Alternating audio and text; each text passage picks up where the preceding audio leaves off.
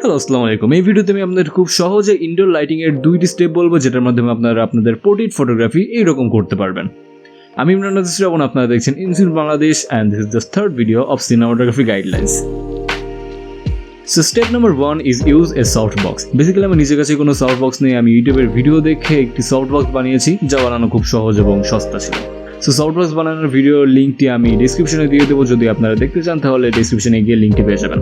এখন আসি সফটবক্স পজিশনিং নিয়ে। প্রথমত আপনাদের বলছি যে আপনারা কখনোই সফটবক্স অথবা যে কোনো ধরনের লাইট ইউজ করেন, একদম মুখ বরাবর লাইট না রাখা ট্রাই করবেন। হয়তো আপনারা বাম পাশে অথবা ডান পাশে রাখা ট্রাই করবেন। এর মাধ্যমে আপনার সাবজেক্টটি এক পাশ পুরোপুরি ব্রাইট থাকলেও অন্য পাশটি তুলনামূলক একটু কম ব্রাইট থাকবে, যা দেখতে অনেক সুন্দর লাগে। অ্যান্ড সেকেন্ড স্টেপ হলো use a key light or edge light or headlight. এই ছবিতে দেখছেন সাবজেক্টের ঘাড়ে এবং চুলে এক ধরনের একটা লাইট টেক্সচার পড়ে আছে, যেটা এই কি লাইটের মাধ্যমে করা হয়েছে। বেসিক্যালি কি লাইট আপনার সাবজেক্টকে ব্যাকগ্রাউন্ড থেকে সেপারেট করার জন্যই ব্যবহার করা হয় এবং যা দেখতে খুবই প্রফেশনাল লাগে। And that's all.